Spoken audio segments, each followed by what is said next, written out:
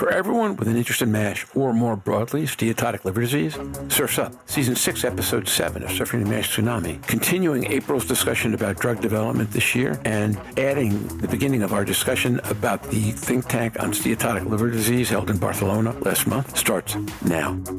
For the last 5 years, SLD stakeholders, whether manufacturers, trial sites, providers, payers, patients, or investors, have turned to Surfing the MASH Tsunami to keep track of drug and device development, epidemiology, public health initiatives, and practice patterns. This week, after a hiatus, Surfing MASH returns with 2 roundtables and 1 Newsmaker. The first roundtable marks the beginning of our discussion on the global think tank on steatotic liver disease, which took place last month in Barcelona. Our second continues the drug development roundtable we began in April, before our break. Our Newsmaker interview is with patient advocate Willemse, who discusses the patient screening initiative at the EASL meeting in Amsterdam, along with insights about non-stigmatizing ways for healthcare providers to speak with MASH-LD and MASH patients.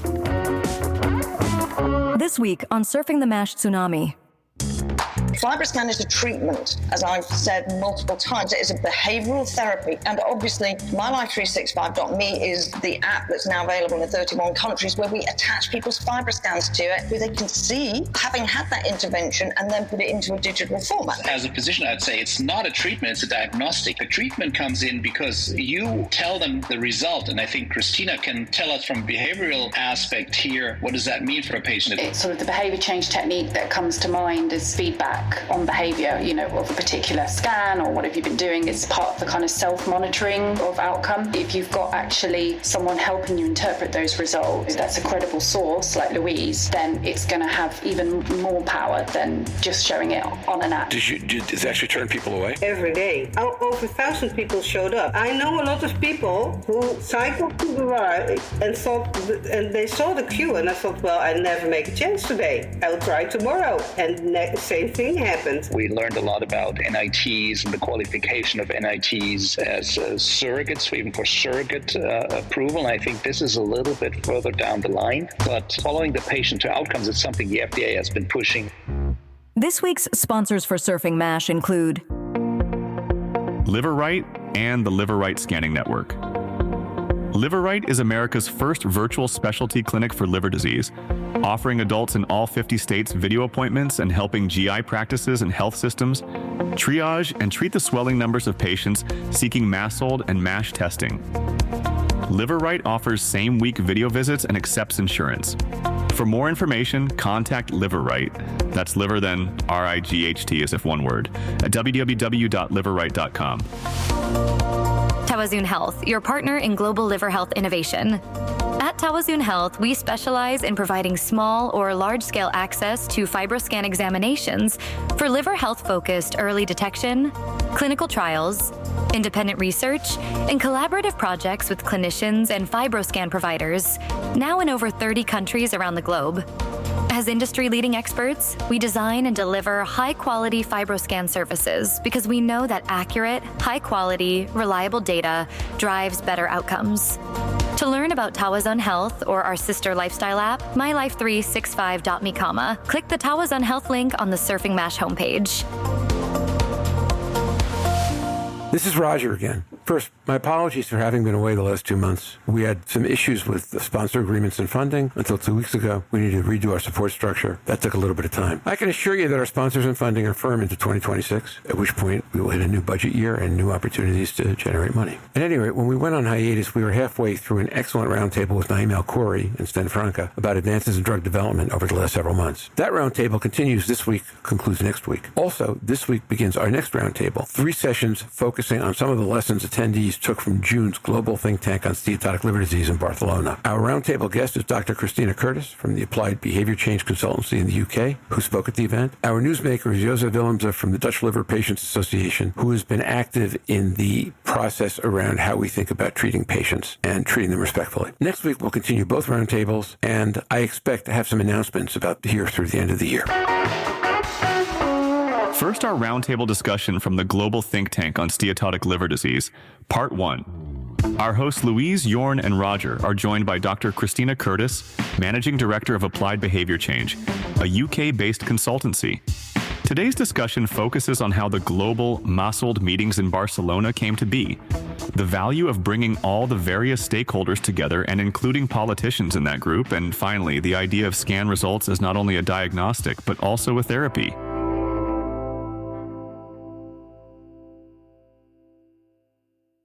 Welcome to July, audience, and we are back, and I can tell you now that we will be back for the rest of the year and at least the first part of 2025, simply based on the commitments, contracts, and things that we have right now. We'll be announcing 2 or 3 new sponsors in the upcoming couple of weeks, and we are happy to be with you. Louise, how are you doing this evening? I'm very well, thank you very much. Nice to see everybody. And Jörn, how are you doing? Good. I'm based in Germany, as most listeners would know.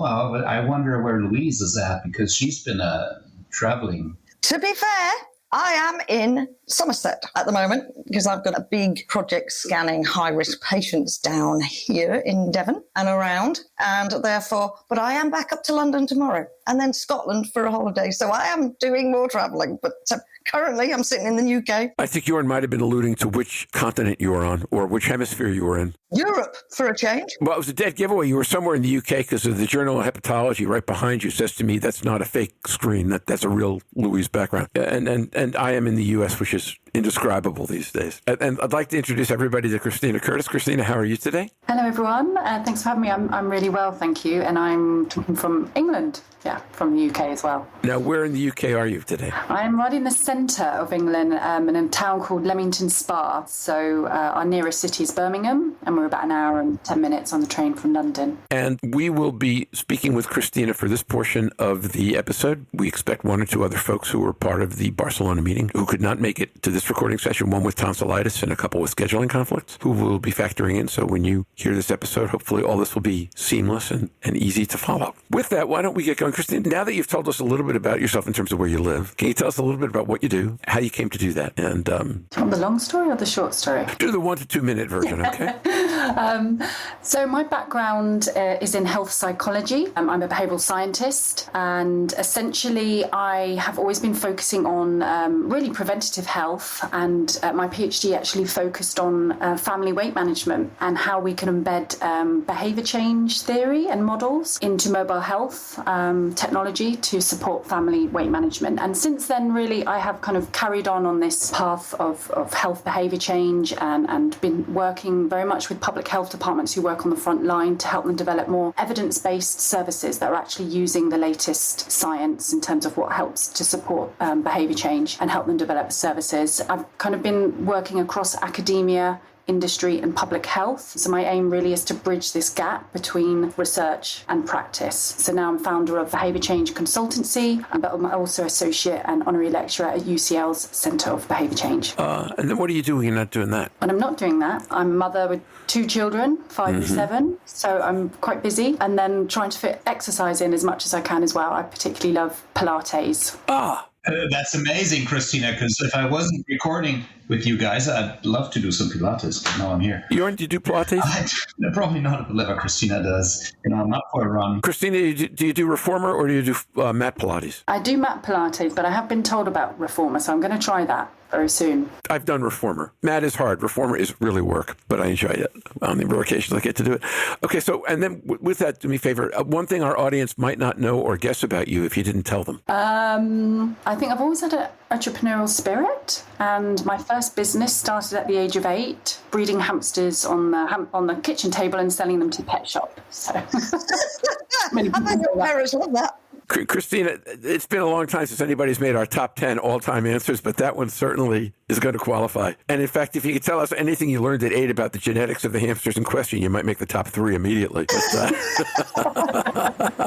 That's fascinating. 4 years ago, I think the first time, Louise, actually you and I met face-to-face, and Jörn, the first time you and I met face-to-face was at the first Barcelona session back 4 years ago. Since then, like most good ideas, it's really flourished. I've not been back since. I know Louise has been. But Jörn, to start, why don't we just take our listeners through a brief history of where the idea came from and how it got to exactly what it is that the think tank it became this year and how that design emerged. Yeah, great, Roger. Thanks. And I remember meeting you in Barcelona again.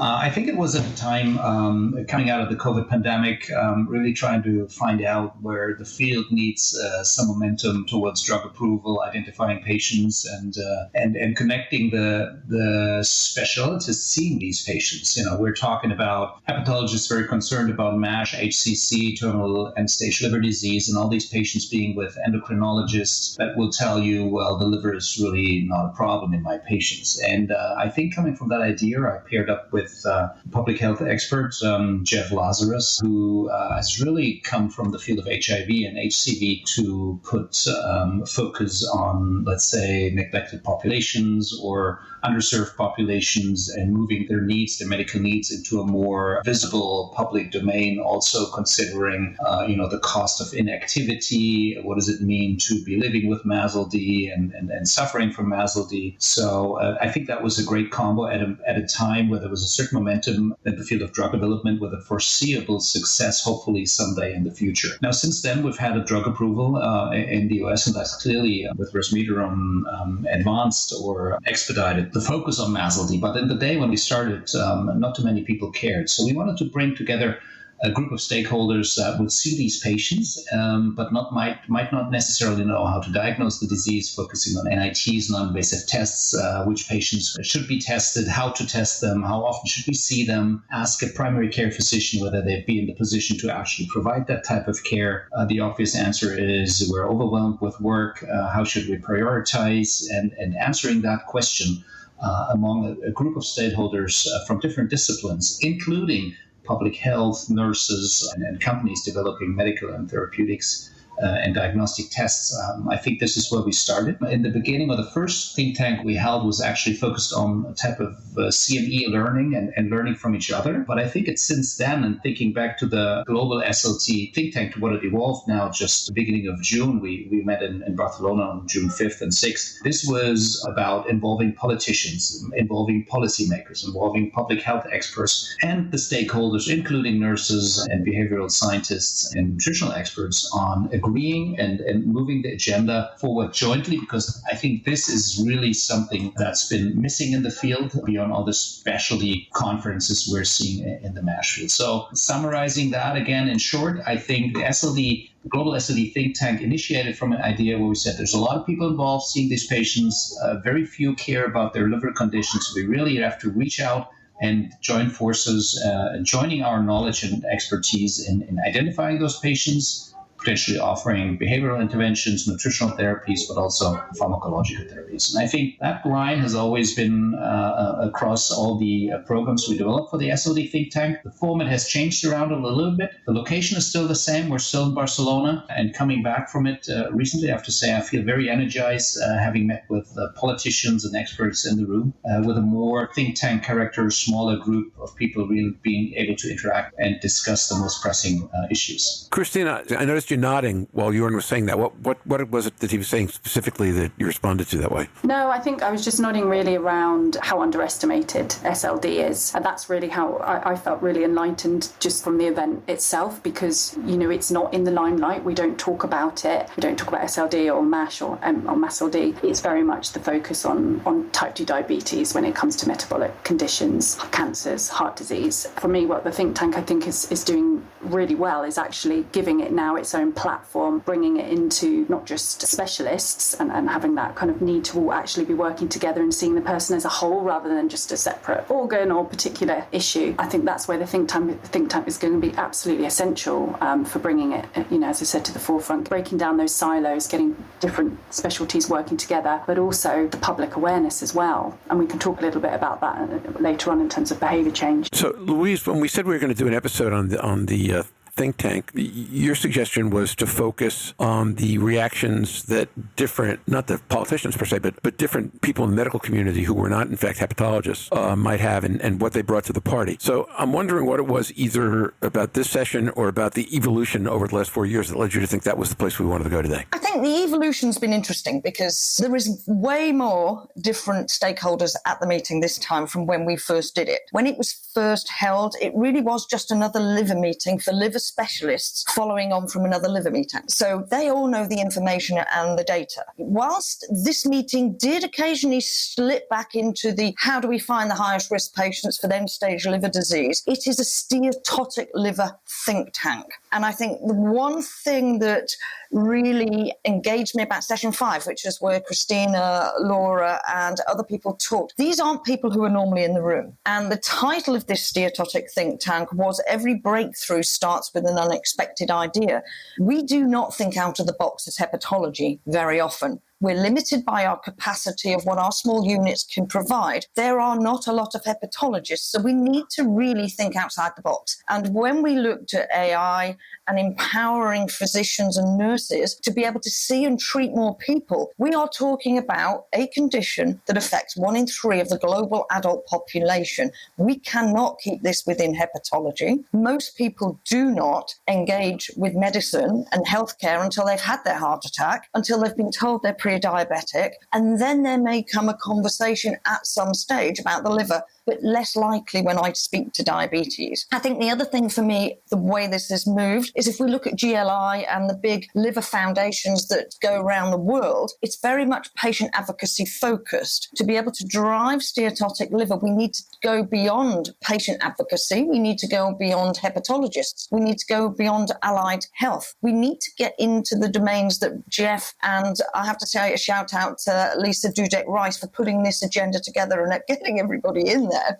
Who is a nurse by background, funny enough, getting different stakeholders now to the room. There were a lot of hepatologists, there were several cardiologists, there were several endocrinologists. So it was interesting to see everybody's take on it differently. And when you put that many people with different sparking ideas into a room, you get different conversations. And the one thing I remember Kristina saying, the biggest behavioural change was from something that's in person that is then followed up with something that may be digital. And of course, FibroScan is very in person. And I'm a psychiatrically trained nurse. I use behavior therapy to interact with my patients and have done. But I get 5 to 15 minutes very specific to see what behavior change I can initiate and which model is going to work with which patient. So FibroScan is a treatment, as I've said multiple times. It is a behavioral therapy. And obviously, MyLife365.me is the app that's now available in 31 countries where we attach people's FibroScans to it, where they can see having had that intervention and then put it into a digital format. And yes, it's young in its brief. So that, for me, interested me that we already had a lot of the components that were being talked about in the room to be able to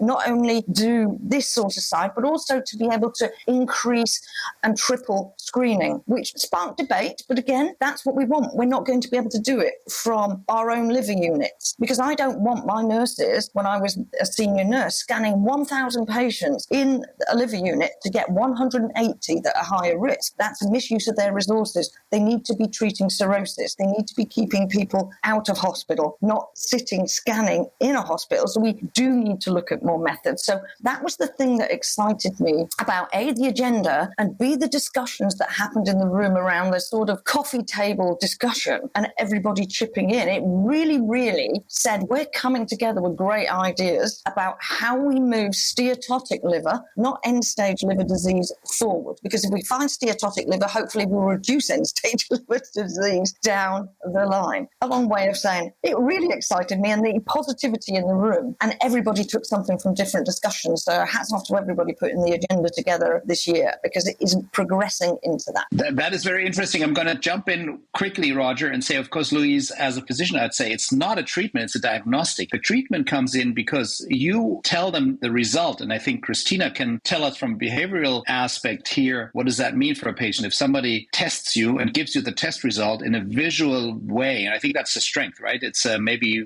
a green, yellow, red thing where you say you really have to worry about it. I think it's the interaction. If a robot was doing that, and I think the interpretation of the result wasn't there, that therapeutic aspect, as you described it, of elastography device would be lost. But seeing the patient and interpreting the results, that's really where the therapeutic aspect comes in. Yeah, no, I'd have to agree. I mean, mean, it's sort of the behaviour change technique that comes to mind is feedback on behaviour, of a particular scan or what have you been doing. It's part of the kind of self-monitoring of outcome. But like you say, if you've got actually someone helping you interpret those results and someone giving you that feedback, someone that that's a credible source like Louise, then it's going to have even more power than just showing it on an app, maybe on their own, looking at it. So it just kind of helps to strengthen that form of information that comes back to them, that what they're doing is working, that they're making progress. So yeah, I think it's key. And yeah, as Louise said, I think the ideal scenario is if we can have what we call hybrid interventions, digital interventions, where you've got a human in the loop, then, as long as it's a well-trained, well-skilled human, then that's kind of your ideal scenario. But obviously, depending on resources, sometimes it has to be purely a digital intervention or purely human intervention. So that's fascinating. And one of the things I find really striking is that I've been working with some of my consulting clients, and what we've been trying to figure out kind of in classic marketing is where's the pain point in the healthcare system? And the answer is there isn't really an obvious one. As Louise pointed out, this isn't a pain point for hepatology. Hepatology should be working with patients who are in end-stage disease and problems like that. Gastroenterology, not a pain point. In the States, they do a lot of scoping, and that's what they do. Primary care, nobody has the time to incorporate any more thinking into what they're doing, and most patients don't know they have the disease. Therefore, if you don't have an obvious pain point, you have to find something stickier so that with less face-to-face real-time interaction, you can get people engaged in what they're doing. And so I'm listening to this conversation with that thought in mind. What I'm hearing is, A, the importance of hybrid methodologies, and B, going back to Louise's comment and Jörn's point, that part of that involves now looking at diagnostic tools, in fact, as part of the therapeutic process and not simply part of the diagnostic structure. That's really interesting. This has been recently supported in a way by the liver screen results that were in the late breaker at the EASL meeting. When they looked at it, 66% approximately of patients reduced their FibroScan between the scan in the community and when they got to hepatology. Now, all of these scans were performed by skilled nurses in liver disease. That's where we can start to prove where this interaction changes. And I've said on here before, we are going to have to serially screen in the community to watch the patients whose behaviour changes, whose liver stiffness comes down, to actually get the right patients to hepatology. Because of the speed that this condition is rising, we need to really look after hepatology and look after our physicians and nurses because they are going to be overwhelmed. So we need to be looking at redeveloping models that allow us to interact. And I think Laura said it on the session 5 that I think it was 130 patients out of 136 chose a digital format for their first appointment in nutrition, which was great. But actually also the interaction, because people were having those conversations, the minute they triaged them, they were already having an intervention. So they were already being seen before the scene in a clinical, technical way. So this ability of AI and evolution, and particularly what we do, is to already engage a patient in care before they get to hepatology or endocrinology or cardiology, is very much undervalued. And I think that was the strength of this session, is we can use AI to really evolve our practices without being scared about it's going to stop our practices or we're not going to see as many people. We're going to be able to do better if we use it better. That wasn't just coming out of that session. It was coming about the NITs using them better. It was coming out of the sessions on tripling scanning. That'll all have to happen in the community because you triple the scanning, you get the right patient too. But you have to do it in a more serial way. You need to remove that 66% of patients who are going to change in less than a month or 6 weeks because they've changed the quality of their diet, they've changed their gut health, they've changed their liver health because they suddenly understand more. And I think we do undervalue that because we'll often say, oh, the scan's wrong. No, it's a scan of a dynamic liver that can change. And I think your research with gluten shows that you can change the cap very much within 4 weeks. So you can really, really alter liver health very, very quickly. So doing a scan every 3 years isn't going to help you. In today's Newsmaker segment, patient advocate Jose Willemse of the Dutch Liver Patients Association discusses her experiences with how the health system minimizes the risk of SLD and MASH, what makes this disease so stigmatizing, and how the scanning activity at this year's EASL conference in Amsterdam demonstrated how much interest exists among patients on the topic of liver disease. This week, our Newsmaker interview is with Willemse, currently head of the Dutch Patient Association, although you've already retired from that position once and are seeking to do so again, and just a tremendous supporter of EASL and a whole bunch of other activities around liver disease around the world. Jose, how are you doing today? I'm very fine. Thanks a lot.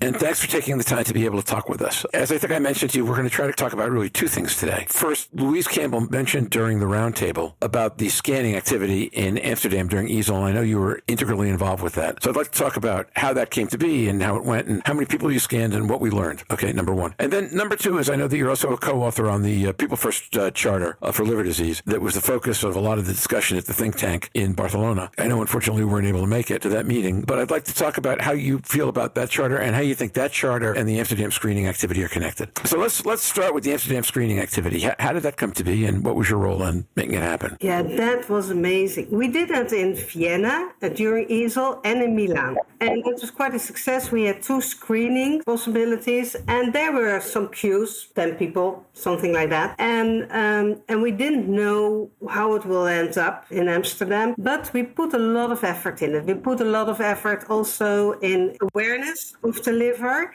with 2 Dutch doctors. And the city of Amsterdam, that's a huge organization. We organized school visits where we teach to the children about the liver and what is healthy for your liver. And we had a project that how healthy is your liver? And that was the possibility to have a free liver test. We don't talk about screening because that's a legal thing here in the Netherlands, but just how healthy is your liver? And we didn't know how many people will show up before, but a week in advance, I saw that there's a big Amsterdam newspaper and with, I think, 3 million readers. And they had an article. And I thought, oh, wow, this is really fantastic. Because if they have an article, we have also a local broadcast. Probably they will show up. And the first day, there was Dutch news broadcast, just the national ones. And there was already so many people that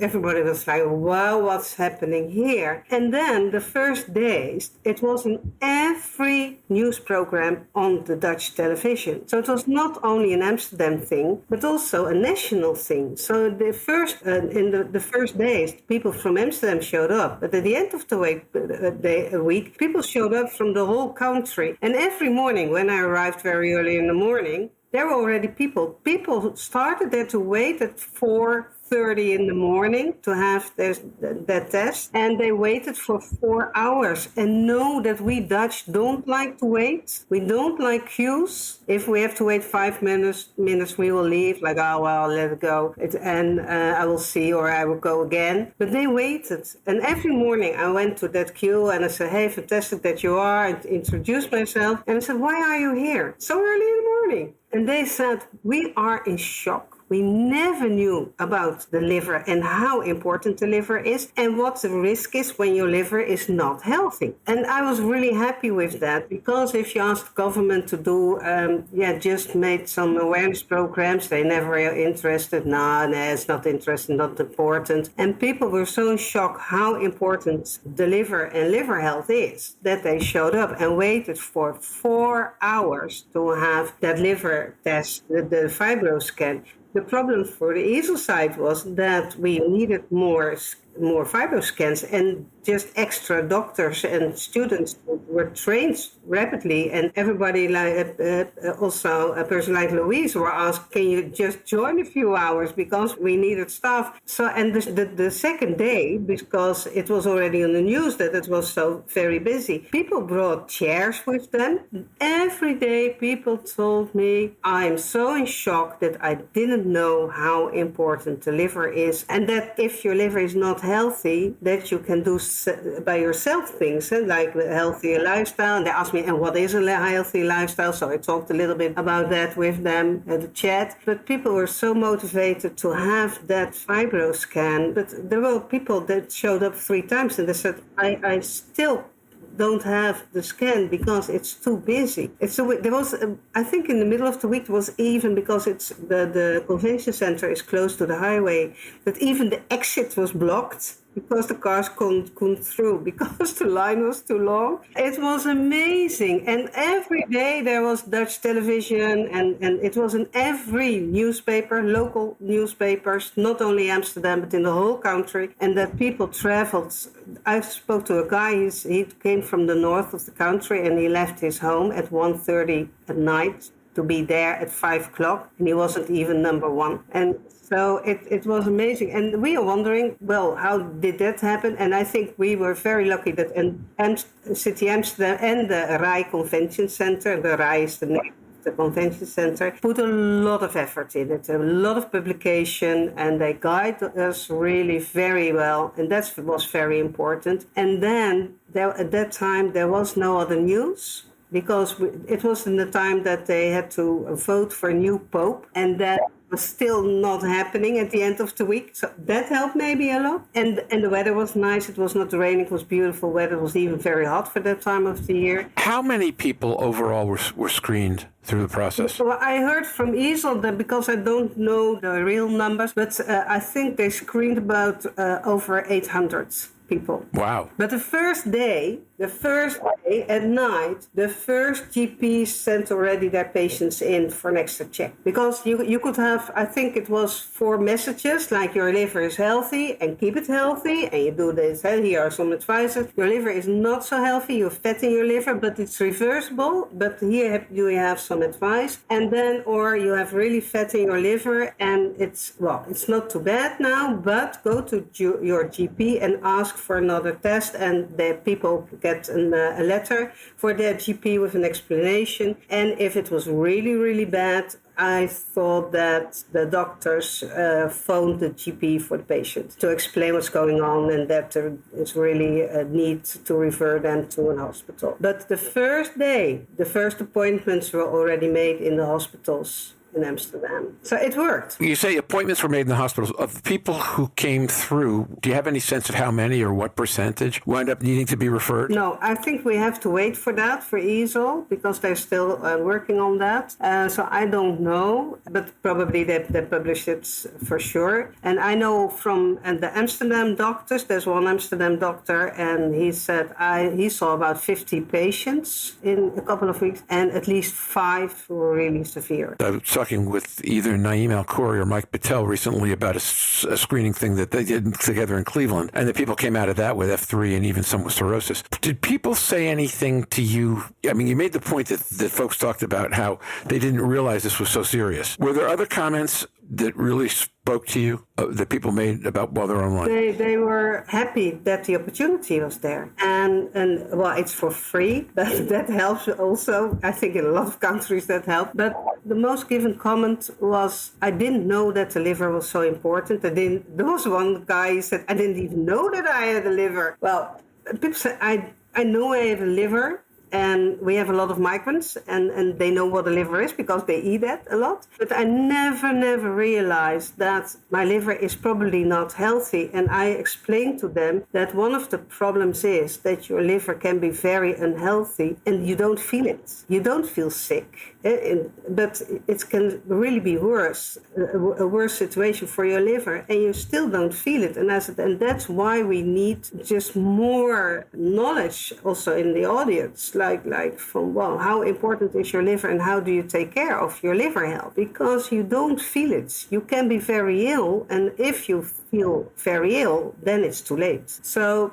people were shocked that they said, there was a guy who said, well, I think I'm healthy. And I said, yeah, but you never know. And then later he came to me, he spotted me again, and he said, I have a bad message. And I said, and that is? He said, I have a letter from my GP because I have a lot of fat in my liver and I wasn't aware of it. And I thought I was living healthy. So and now in the Netherlands, there are some actions in Amsterdam as well, because Amsterdam the city is very keen on, well, how do we get the people in Amsterdam healthy as possible? And the Dutch Dr. Bart Takkenberg, he is really one of the leads in this whole project, and especially in school projects. How can we move on? How can we just just keep the attention to the people. Without they just say well, you have to live healthy. Everybody knows that you have to live healthy.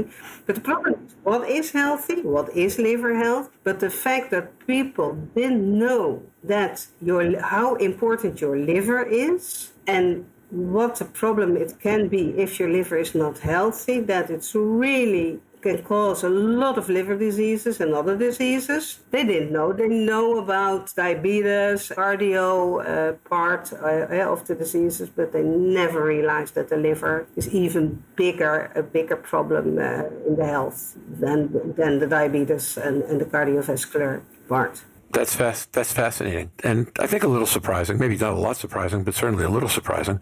So you mentioned now there are two ways of thinking about 800 people, right? One way is to say, wow, that's a lot of people to wait all those hours. The other way would be to say, well, this is a large metropolitan area. You said over 3 million people and only 800 showed up. No, there showed nowhere up, but that was the maximum capacity they could do. Okay, so did it actually turn people away? Every day. Over 1,000 people showed up. And of course, if you look at the amount of people in the Netherlands, we have 18 million people, and we have around 750,000 in Amsterdam, of course. But I know a lot of people who cycled to the right and they saw the queue, and I thought, well, I never make a chance today. I'll try tomorrow. And same thing happened. What I think that the lesson learned is that people do want to know. You can't ignore how important it is. How in shock they were that they didn't know how important the liver is. So the liver is important, and there is a big need just to educate people about the liver. And that's what we do with the school projects. That was very successful. And we started, I think, because the City of Amsterdam helped us with that too.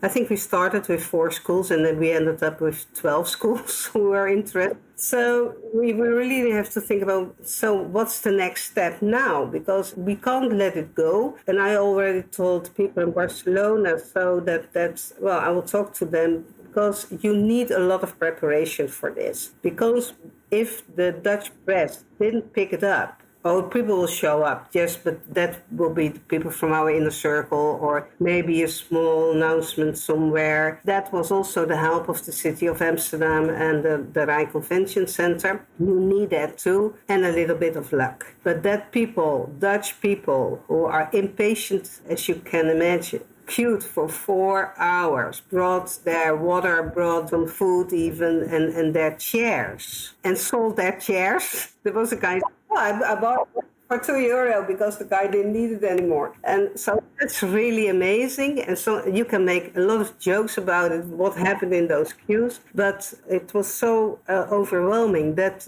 the RAI even had to hire more security to keep the people in line. And that they say, well, I'm sorry, but this is the last person we can test today. And people didn't accept it. They just stayed in line, hoping that somebody will just remove themselves from the line. And that tells a lot about the need. So that's what amazed me still, that my Dutch people who are impatient, as you can imagine, wait for 4 hours because they want to know how healthy their liver was. And that's interesting.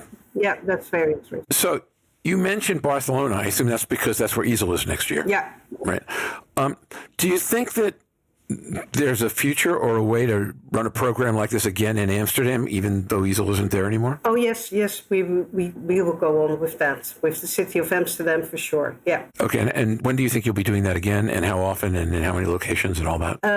If EASL is back in Amsterdam, we will probably do it again. But we have to think about that, because we have to deal, and that is something that, to be honest, the GPs were not so happy with it. When their patients showed up and I was with the Ryan, the FibroScan, or I was in line, so can you offer me a FibroScan, things like that. So we had, that maybe we had done that better, but the other way, how many years are we, also the patient organizations and the hepatologists, telling the GPs just test the people who are on high risk, do an ALET or an LT, and just look at it and keep an eye on those people who are on risk. And then a lot of them never did. And that is something that we have to talk also about, for how do we deal with that? Because, to be honest, if those people were at the GP, because you could see from just a distance who was on high risk, because they were very obese, and people told me, I have high blood pressure and diabetes, and nobody told them about the liver risk. And that is something that's a doctor thing. That is something for the medical part, for the doctors who take care of.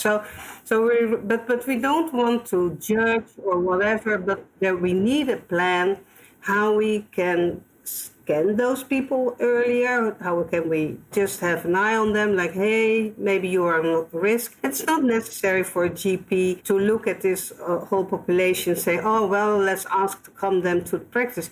No, but if you see them and keep an eye on them, like, hey, wait, you tick all the boxes, let's do an extra blood test with the ALT, then we know more. Things like that. So it's just a matter of behavior, because you don't want to give the GPs a lot of extra work, because we know all doctors are extremely busy, but from the GPs all around the world, they are extremely busy. But it's all about the patients, and to be honest, from a patient perspective, well, I'm sorry for the doctor that he is already so busy, but it's about the health of his patient or her patient. Point well made. And I think one of the problems we're going to find all over the world, and we'll be talking about this on the podcast this year, is that there isn't really capacity to treat anywhere in the system, right?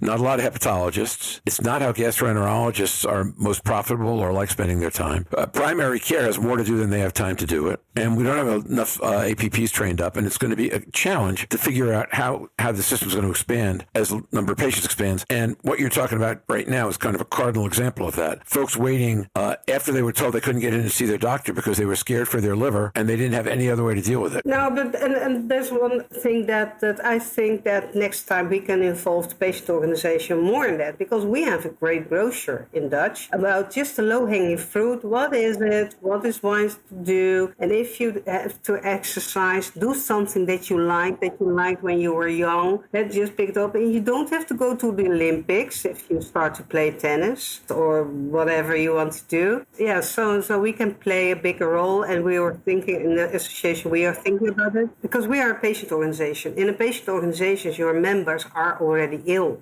In the Netherlands, we have all liver diseases, so we have to find a balance between just the prevention part and to take care for the people who have already a severe liver disease. But there are a lot of challenges. We can just try to look at what can we do, and if we have on a regular basis just some campaigns like we had with the RAI, that will be fantastic. And this was really an opportunity that we took with both hands, and it worked out very well. Great. One more question about this, and then I want to shift and talk a little bit about the People First Charter and how the way that we talk about liver disease has to do with making things like this work better. Have any of the other cities in the Netherlands, Rotterdam, Hague, Den Haag, whoever, looked to repeat or emulate this program, or is it only an Amsterdam program? No, it wasn't only in Amsterdam. We talked about that because with the school project, The Hague and Rotterdam were also involved. And in Rotterdam, there was the project. But it was also a matter of possibilities in the organization, and just to have the possibilities to do that, because EASL was there, so we had some fiber scans for free and things like that. So that's something, maybe a next step that we can talk about. But I know that, like the Erasmus University Hospital, they have some programs in parts of Rotterdam to scan people and to work together with GPs. How can we find those people? How can we monitor them just together with the GP? So there are already some programs running. There is a care path in Amsterdam running. So there are things going on, but and now the people have in Amsterdam to do the FibroScan for free, and that makes why they showed up. Yeah. So with that, let's shift a little bit. I know you are one of co-authors on the People First Charter, which really talks about how do we discuss liver disease with people to get them to do the right thing, decrease stigma and increase productive behavior. First of all, what do you consider the most important parts of getting that right? Well, it's an extremely important document. Language matters in the relationship between the doctor and the patient. In general, it's not only about SLD or the liver. With the liver, we have the big stigma people have to deal with, and it's so easy to change the language to patients to make feel they're comfortable. And what a lot of patients say that I am more than my liver. When I go to my doctor, it's all about my liver. It's not about me. And you see a change now, but you can also see that language matters. If you look at the document, that we have approximately 70 expressions that you could do different to make it to feel people more comfortable. And you are not a sick liver. You are a patient with a sick liver. And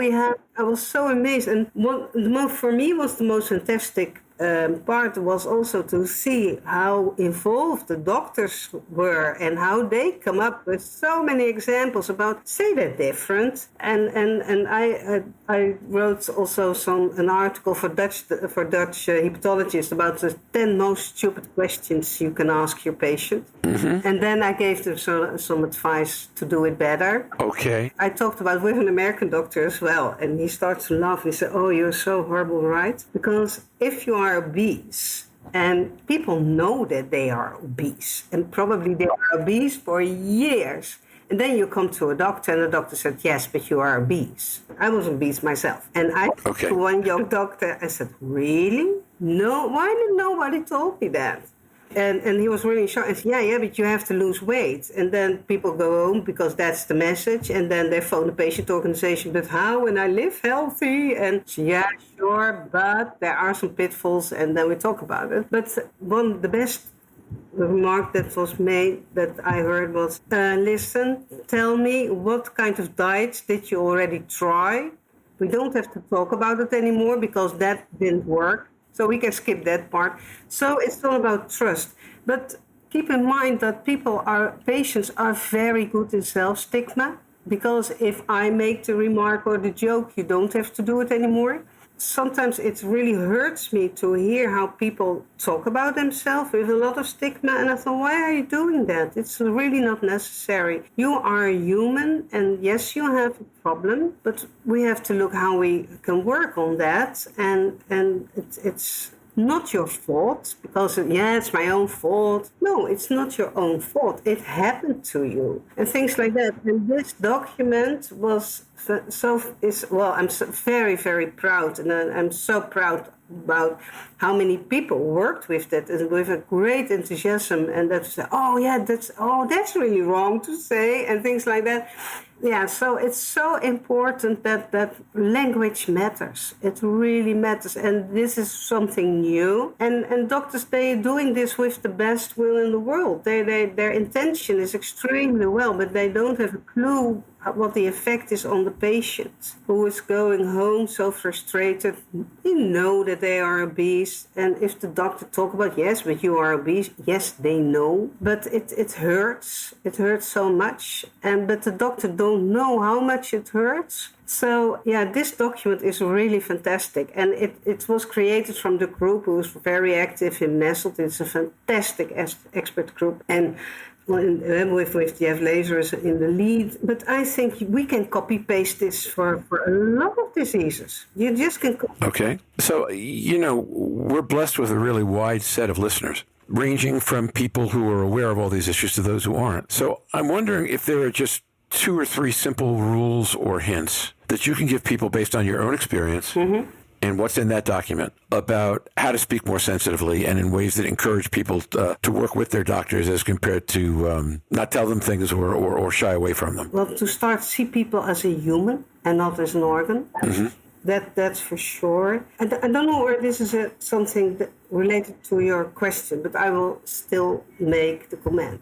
We had the nomenclature some years ago, and we changed the name, non-fatty liver disease, into the SLD, or Steatotic Liver Disease. And I see that even a lot of doctors, but also organizations, still use the old names. And when I say, hey, hello, 3 years, 100 people around the globe decided that we are talking about steatotic liver disease. Why are you still using the old name? And then they say, well, but steatotic is too difficult. Nobody understands what steatotic is. And then I'll say, do people know what diabetes means? They don't, but they know what it is. Mm-hmm. And that's what it's all about. People, it's not that you can say, well, it's steatotic liver disease, and that means that you have too much fat in your liver. That's it.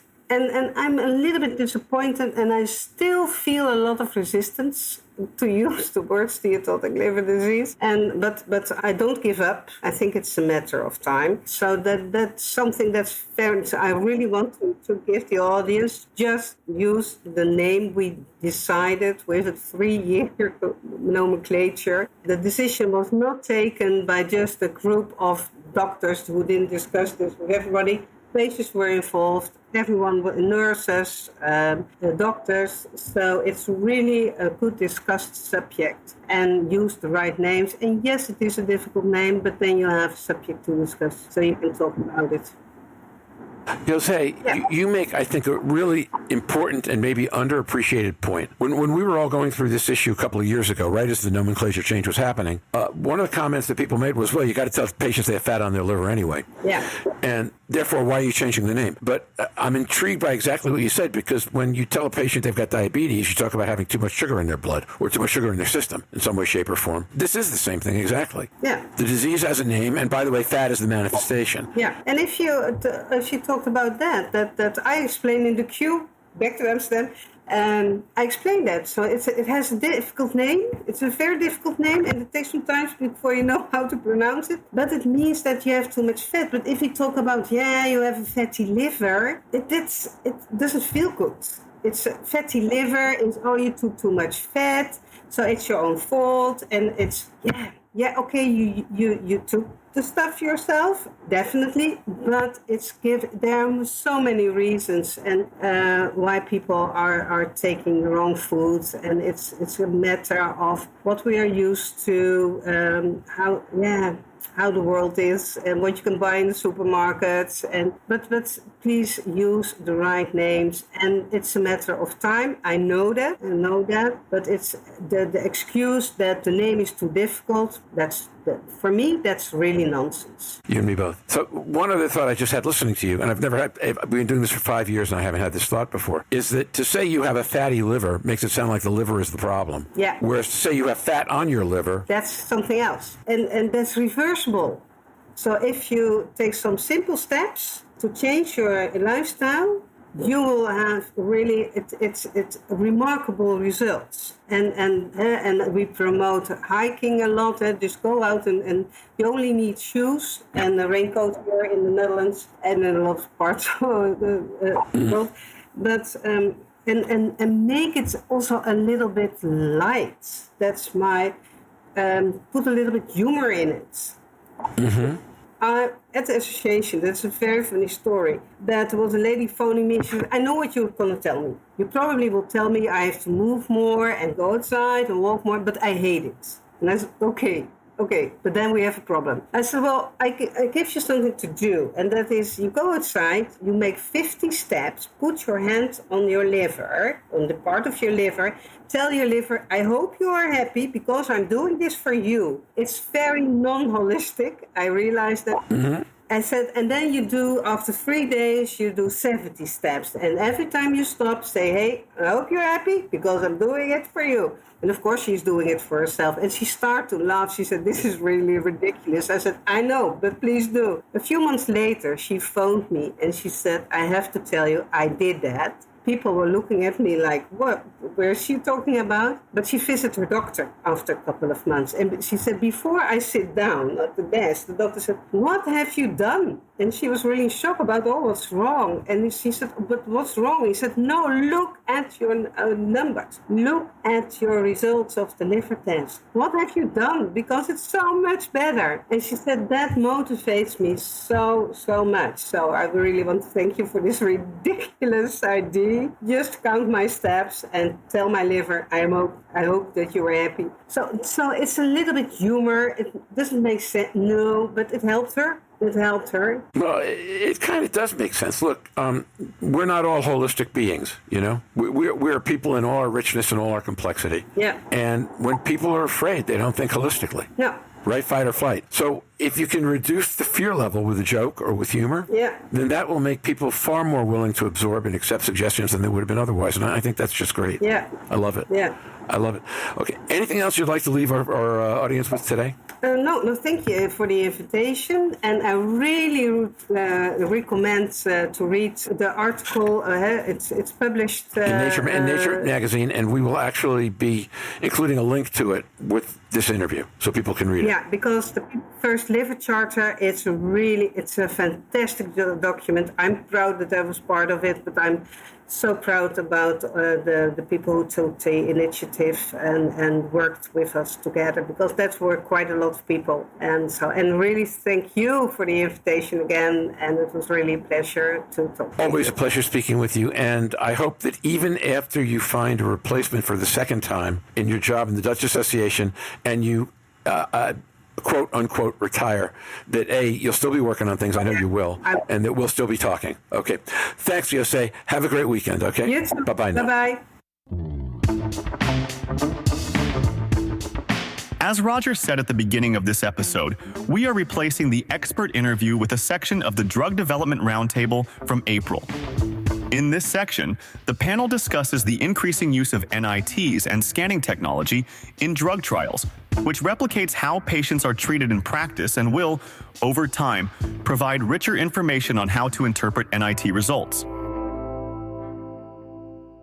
So when does somebody become metabolically healthy and liver healthy as opposed to driving just weight loss? Because once we start to set targets, people get frustrated if they don't reach them. We set failure into the mechanism, which is not what we're aiming to do. And a lot of people want to keep their curves. They just want to be metabolically more healthy. There is that fine balance without driving and supporting people's change in health status and knowing more. We've got more tools at our disposal. Can we use them better to find those levels? Traditionally, I will see a lot of people with type 2 diabetes with steatosis grade 2 by FibroScan, for example, with very little fibrosis or stiffness in their liver as evidence. So where do they become metabolically unhealthy as opposed to metabolic drivers of disease? So I think non-invasive technologies now offer us all of these sort of facilities, and the trials are gathering that data. And there are some very exciting medications in earlier trials coming up that have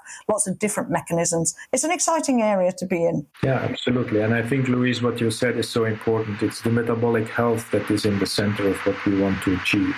That sounds right. And to go past that, remembering that my last science course was high school biology, but that I do know a fair amount about statistics. The one thing you can predict about any straight line is that it will eventually turn into a curve, and that there will be at some point a diminishing effect of weight loss. That's just got to happen. Where that curve bends, that's not clear yet, but I think it's absolutely clear that one of the things that you get by bringing glucagon to the party is that you're now working on at least two different ways of improving liver health. One, weight loss, which will curve at some point, and the other, the direct liver effects of glucagon, which make a lot of sense to be more powerful or to potentiate greater change faster than a simple linear move on weight loss would. Yeah, but it's very important that we're now starting to get the data where we have indeed the comparison and demonstrating that it indeed has an added value, because as long as you do not have the data that really allow for a straightforward comparison, it always ends up in discussions about numbers and small differences. But now we're getting data about true differences that are very important. We've lost Naeem though. I mean, the other thing, and we gave him a little bit of airtime because he had to drop off to clinics, is he mentioned briefly, and I think this is a game changer, we've talked about for the longest time on this podcast, going back to season 1, is running a trial with non-invasive tests, enrolling patients based on NITs, following them to outcome. And we haven't quite seen that yet, but I have also the feeling that he shared that with the situation or the time we've progressed so much in understanding NITs and defining the populations that are at higher risk to develop outcomes. We've seen more outcome data linked to NITs, and by doing that, we can actually calculate the number we need in a trial and the time we need to follow them up to actually see those events. And that would be, of course, a game changer, having a non-invasive trial run to full outcomes, trying to modulate the course of the disease using a highly potent drug. Yes, it is exciting that is coming. And to be fair, it's how hepatology has managed its care for a long time. We don't biopsy unless we need to. We try to be as less invasive as we can in this area. Do you think the trials are now starting to be more reflective of the way hepatology has gone over the last few years? See, the field has pushed for that for the longest time. There's the recent Liver Forum meeting in Washington was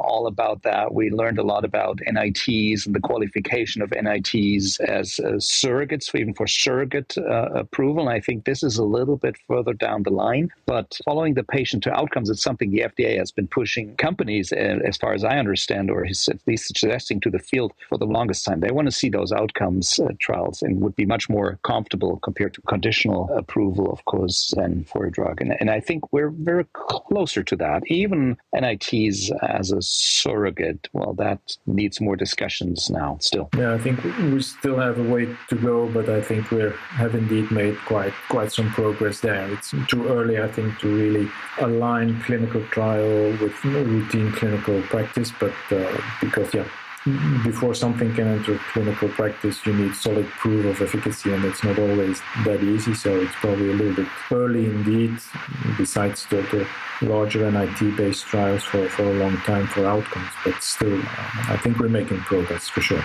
I'm thinking of the clinical trial data from the VCTE study group, work Vincent Wong has pioneered, pulling a lot of people together. And Sven, you might have been part, or you contributed in parts to that, looking at the greater than 10 kilopascal cutoff population and the number of events we're seeing there. Louise, you have a lot of experience with FibroScan. Of course, in clinical trials, you might want to combine the FibroScan, and that's a whole different discussion, with a second NIT to reduce the noise a little bit, because it has some variabilities. However, still the testing and the experience of the operators has improved so much over time that, in clinical practice, we're basing decisions on changes, maybe not 1 kilopascal, but a number, in the ballpark. And the data that's been brought forward is the change of 30% that really does change the disease trajectory in our patients. I think even below that, in clinical practice, I would consider an improvement for my patient at the individual level. Of course, it reinforces the patient to actually keep up his behavioral change or whatever have led him to achieve that reduction in VCTE. I think that's right, but I think there's a bit of caution that I'm going to put in here, is that the more that we drive this, the more that we think that FibroScan is an easy tool. The more that we do one,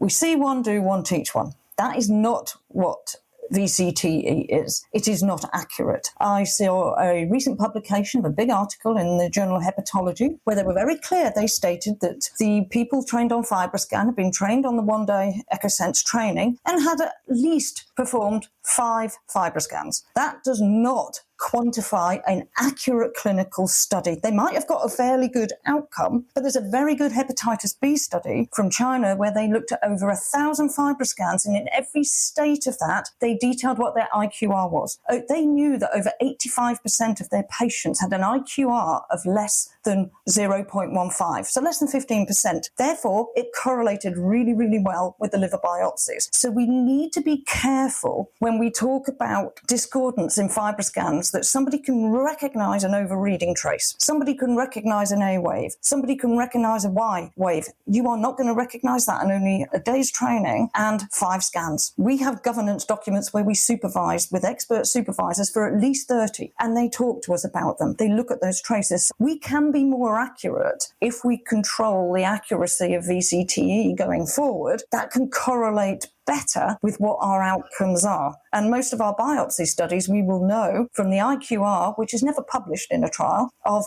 which IQRs correlated better with the liver biopsies. It is going to be the ones on statistic tissue. Our study at Imperial, when we did it, we did ultrasound, we did a shear wave, and we did biopsy with FibroScan all at the same time through the same point. So it correlated very well, and we were able to plus and minus people's weights to be even more accurate. So I think my air of caution is the increased need to things like VCTE is going to drive a watering down of the qualifications and the skill of the user and the supervision level. Now that could come back and undermine some of the beautiful work that's being done in these trials if we don't really nail down what do IQRs mean to us and how accurate we want. And we know we've got technology now that's 42 times more accurate than some of the devices still being used in trials in some locations around the world. So there's a great deal of need to say, what do we want to do as a profession and a speciality about controlling the non-invasive technologies and their accuracy levels where we can. I think, Louise, that's a very, very important point, because as you know, there's also a push now to go more to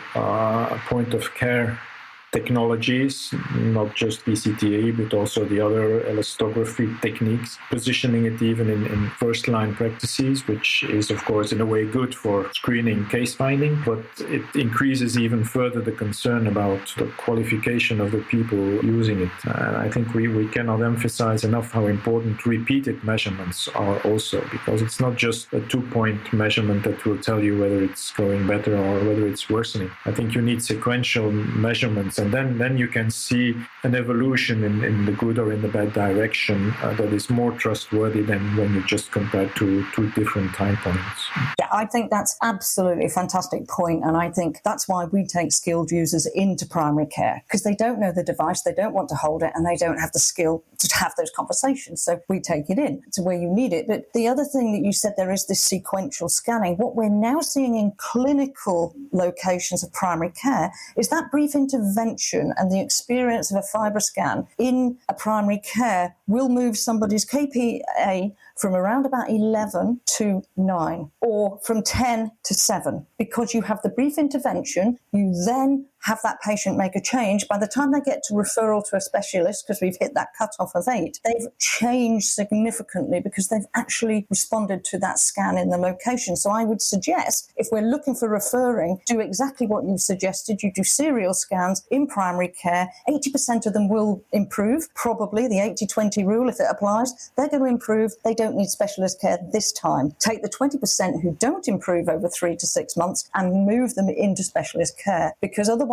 we are going to send a lot of people with 8 KPA and above to specialists like yourself, who again will come back into primary care, who can learn to manage it better. The EASL guideline on the recommendations of MASLD actually allows for that with the intermediate FIB4 category of either direct referral or managing according to your system. And I think it's important to actually manage them the best we can, because we can only provide liver-centric care to so many people to not clog up our referral pathways. And we want to see the right patients, of course. So I agree with Louise and Sven that it's our responsibility to provide that standard of care. In clinical practice, it's not as easy because not everybody has that access to nutrition. Physiotherapy was one of your questions earlier, Louise. I think in the clinical trial setting, this is much more advanced and we can offer more, but it's beyond the reality of many or most patients to actually have a good nutritional therapist access and consult them. And that's, of course, the downside of this, and that's why the progress in drug development is so important in this roundtable, more than important. And here's Roger with the Season 6, Episode 7 Business Report. Slava Ukraini, Heroyam Slava, glory to Ukraine, glory to heroes. I note that our president has begun to send arms to Ukraine once again, which is good. On the other hand, the aerial bombardments of civilians in Kyiv that happened before this recent rearming decision were truly horrendous. The heroism and valor of the Ukrainian people are beyond my ability to comprehend sometimes. Slava Ukraini, glory to Ukraine. We do not plan to go away again.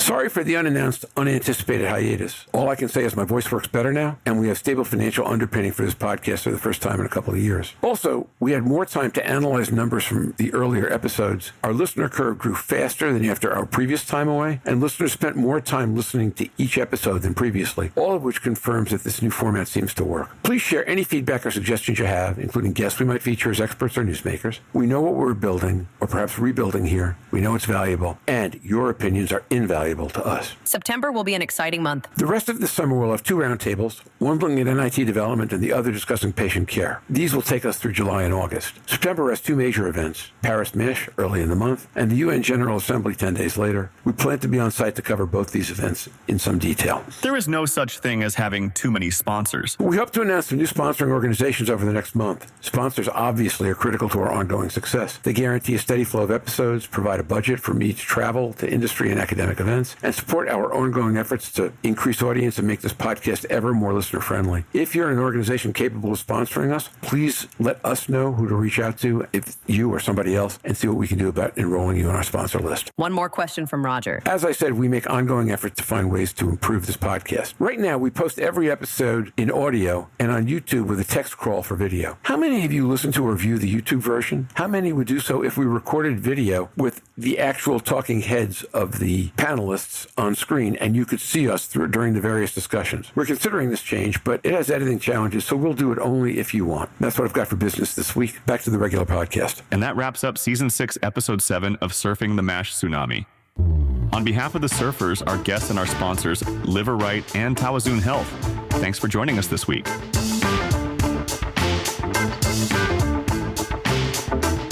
Please join us again next week when our roundtable on the global think tank continues, and we conclude our roundtable on drug development. Also, we will feature a newsmaker from the Barcelona event.